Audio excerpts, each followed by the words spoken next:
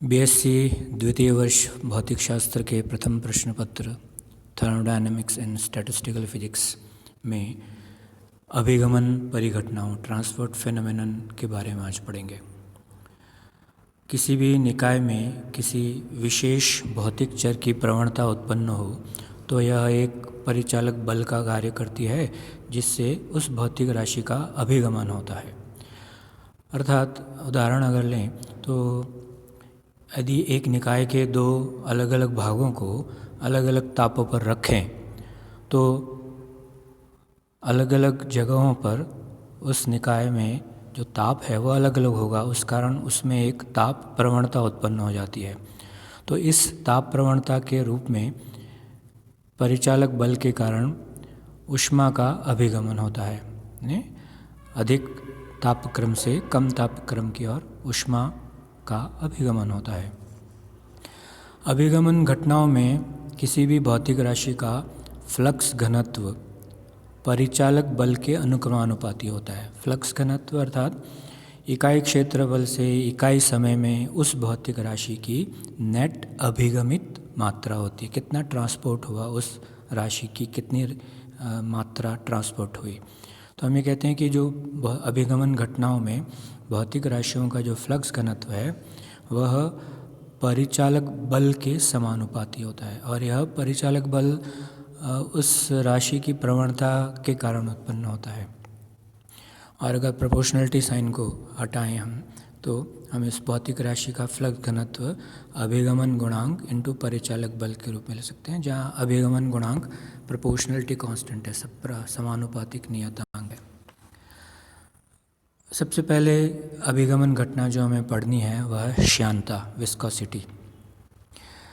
जब किसी भी गैस या द्रव में वेग प्रवणता उत्पन्न की जाती है तो कणों के द्वारा संवेग का अभिगमन होता है।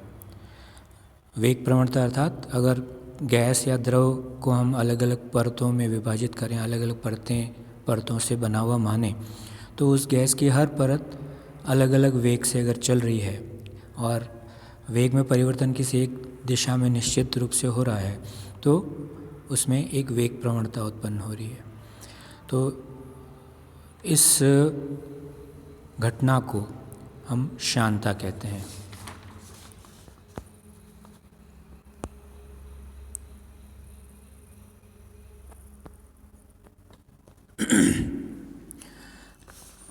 चित्र में दिखाए गए अनुसार अगर हम x दिशा में गैस या द्रव का प्रवाह हो रहा है तो जैसा चित्र में दिखाया गया है, सबसे नीचे वाली परत अगर हम कल्पना करें परतों की तो सबसे कम वेग से चल रही है और जैसे जैसे हम ऊपर की ओर जा रहे हैं, माने z दिशा में जा रहे हैं, तो वेग बढ़ता जा रहा है। तो यह जो अभिगमित संवेग है, जो संवेग ट्रांसपोर्ट हो रहा है, अभिगमित संवेग प्रवाह वेग के अनुदिश, यानी संवेग तो जिस दिशा में द्रव जा रहा है उसके अनुदिश है, परंतु जो अभिगमित संवेग प्रवाह है वेग के अनुदिश परंतु वेग प्रवणता के लंबवत होता है। वेग में जो परिवर्तन की दिशा है उसके लंबवत होता है। यदि प्रवाह वेग x दिशा में और वेग प्रवणता z दिशा में हो तो z दिशा के लंबवत अर्थात xy तल में एकांक क्षेत्रफल से एकांक समय में अभिगमित, और ये x दिशा में है जैसे हम पहले भी बात कर चुके हैं, तो एकांक समय में अभिगमित संवेग jp x अर्थात x दिशा में कार्यरत एकांक क्षेत्रफल पर बल। यानी जब हम कह रहे हैं कि अभिगमित संवेग प्रति इकाई समय प्रति इकाई क्षेत्रफल, तो संवेग प्रति इकाई समय बल हो गया, तो इसलिए हम इसको एकांक क्षेत्रफल पर बल भी कहते हैं। तो अगर Fx x दिशा में बल है और a अगर क्षेत्रफल है तो Fx upon a equal to JPX और यह dVx अपन dz, यानी dVx अपन dz वेग प्रवणता हो गई। वेग x दिशा में और z दिशा में हम जा रहे हैं तो परिवर्तन हो रहा है, तो परिवर्तन z के सापेक्ष है, किसमें x दिशा में वेग के। तो Fx upon a equal to अगर प्रोपोर्शनलिटी कांस्टेंट यहाँ पर जैसे पहले देखा था श्यानता गुणांक ईटा dVx अपन dz, तो Fx equal to minus eta a dVx upon dz। यहाँ ईटा श्यानता गुणांक है और ऋण चिन्ह ये बताता है कि संवेग का अभिगमन प्रवणता की दिशा के विपरीत दिशा में होता है। XY तल में समांतर पृष्ठों AB व CD के मध्य X दिशा में अगर धारा रेखीय प्रवाह हो रहा है द्रव का, गैस का, यानी AB और CD के बीच में द्रव का प्रवाह हो रहा है और पृष्ठ AB स्थिर है, अतः इसके संपर्क में जो द्रव या गैस की जो परत होगी उसका वेग 0 माना जा सकता है। जैसे जैसे परत की दूरी AB से बढ़ती है, परत का वेग भी बढ़ता जाता है, अर्थात Z दिशा में जाने पर वेग बढ़ता जा रहा है। तो Z दिशा में वेग प्रवणता dvx/dz हम लिख सकते हैं। तो हर परत, क्योंकि जैसे जैसे हम Z दिशा में जा रहे हैं तो हर परत का वेग बढ़ता जाता है, तो हर परत अपने ठीक नीचे वाली परत के कारण एक विपरीत दिशा में पश्चकर्षणी बल का अनुभव करता है और वह ऊपर वाली परत के वेग को कम करने की कोशिश करता है।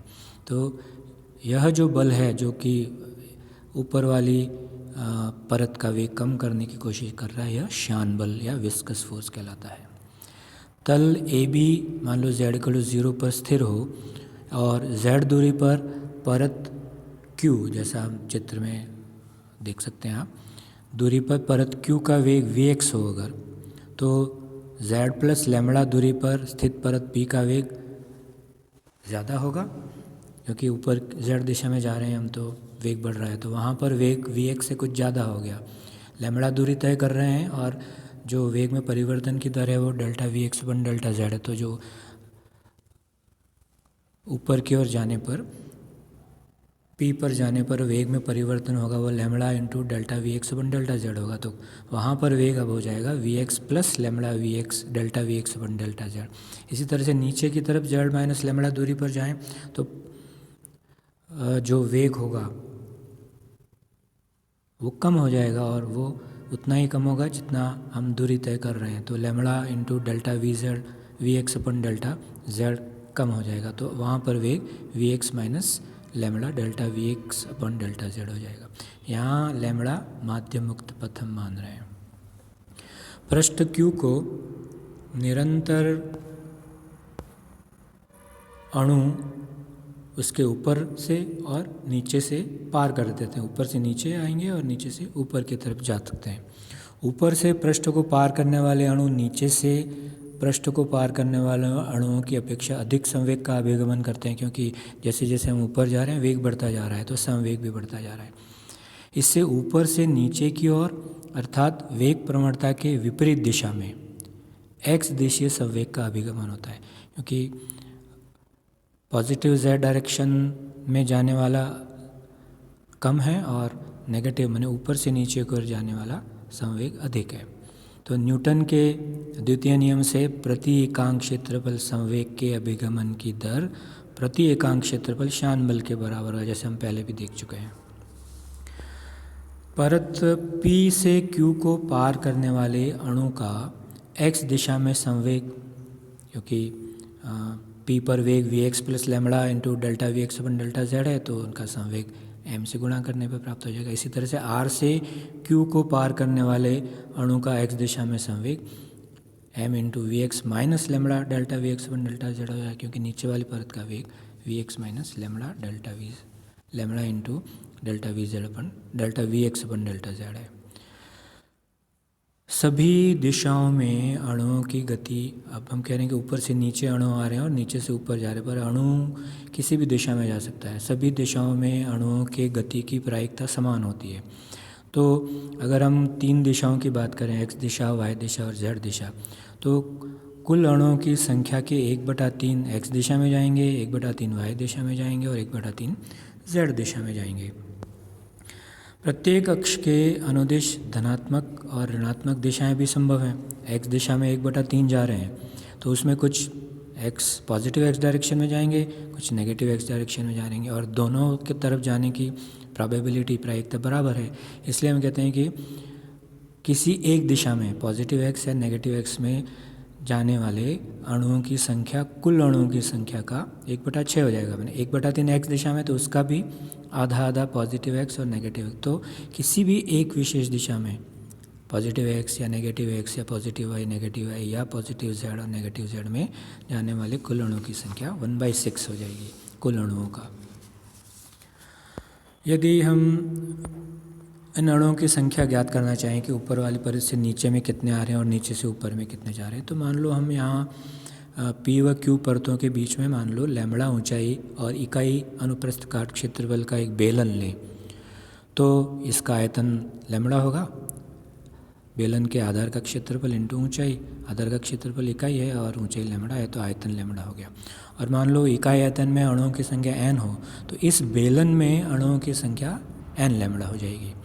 इन n लैम्बडा अणुओं में से परत q की ओर गति करने वाले अणुओं की संख्या, हमने जैसे कहा किसी एक दिशा में 1/6 होता है कुल अणुओं की संख्या का, तो बेलन में जितने अणु हैं n लैम्बडा, उनमें से 1/6 n लैम्बडा क्यू की ओर गति करेंगे। इसी तरह से क्यू को पार करने में जो समय लगेगा, अगर हम कहें कि सी बार अणुओं की माध्य चाल है, तो क्यू को पार करने में जो समय लगेगा वो लैम्बडा अपन सी बार हो जाएगा। अतः परत क्यू के इकाई क्षेत्रफल को इकाई समय में पार करने वाले अणुओं की संख्या 1/6 n लैम्बडा अपन समय, जो लैम्बडा अपन सी बार है, मैंने 1/6 n सी बार हो गया। इकाई समय में इकाई क्षेत्रफल से क्यू परत को पार करने वाले अणुओं की संख्या 1/6 n सी बार होगी। इसी प्रकार क्यू व आर परतों के बीच स्थित अणुओं में से क्यू के इकाई क्षेत्रफल को इकाई समय में ऊपर की ओर पार करने वाले अणुओं की संख्या भी 1/6 n सी बार होगी। क्यू को नीचे की ओर पार करने वाले 1/6 n सी बार अणुओं का x दिशा में संवेग, उनका वेग V X plus lambda D V delta we X one delta Z है, तो संवेग m इंटू वेग हो गया और कुल संवेग जितने अणु हैं 1/6 n सी बार से गुणा कर दिया। इसी तरह से Q को ऊपर की ओर पार करने वाले 1/6 n सी बार अणुओं का x दिशा में संवेग m into V X minus lambda delta we X one delta Z into 1/6 n C bar हो जाएगा। अतः परत Q के इकाई क्षेत्रफल से इकाई समय में या प्रति सेकंड वेग प्रवणता की दिशा में अभिगमित परिणामी x दिशीय संवेग JPX, वो दोनों का डिफरेंस हो जाएगा, दोनों को घटा दें तो यह आता है -1/3 mn/c bar lambda delta we x upon delta Z. यह हो गया परत के इकाई क्षेत्रफल पर आरोपित स्पर्श रेखीय बल, क्योंकि हमने जो कहा था अभी कि जो प्रवणता है उसके कारण बल उत्पन्न, और पहले भी देख चुके हैं कि JPX बल के बराबर होगा। तो F बराबर हो गया -1/3 mn/c bar lambda delta we z upon delta z. और जैसे हम पहले देख चुके हैं न्यूटन के नियम के अनुसार जो शान बल है वो F = eta del v z upon delta z, और जहाँ ईटा शानता गुणांक है और delta we x upon delta z वेग प्रवणता है। तो दोनों को अगर कंपेयर करें हम पिछले बल के इक्वेशन जो भी हमने निकाली, -1/3 mn/c bar lambda delta we x upon delta z और F = eta delta we x upon delta Z को कंपेयर करें, तो जो शानता गुणांक ईटा है उसका मान आ जाता है 1/3 mn/c बार लैम्बडा। और mn n इकाई आयतन में अणुओं की संख्या है और m द्रव्यमान है, तो mn गैस का घनत्व हो जाएगा। तो इसको अगर रो लिखते हैं हम, तो ईटा बराबर 1/3 रो c बार लैम्बडा हो जाएगा। और जैसा हमें पता है अणुओं का माध्य मुक्त पथ लैम्बडा 1/√2 पाई d स्क्वायर n होता है, तो इसका वैल्यू अगर ईटा में रखते हैं हम, तो जो शानता का जो गुणांक है वह 1/3√2 mc बार अपन पाई d स्क्वायर के बराबर हो जाता है। गैसों के अणुओं की जो माध्य चाल सी बार है वो भी हम पहले पढ़ चुके हैं, 8 kT upon pi m under the root होती है। तो इसका मान भी अगर हम रखें तो शानता गुणांक ईटा का मान 2/3 pi d square n into MRT upon pi under the root होता है, जहाँ capital M small m into n Avogadro number है, तो यह अणुभार हो गया, और K बराबर R/N होता है, जहाँ n अवोगाड्रो संख्या है। तो इस तरह से हम देखते हैं कि जो शांता गुणांक है वह द्रव या गैस के परम ताप के वर्गमूल के समानुपाती होता है और यह दाब या घनत्व पर निर्भर नहीं करता है। अगले लेक्चर में हम बाकी 2 बची हुई अभिगमन घटनाओं ट्रांसपोर्ट फिनोमेनन के बारे में पढ़ेंगे।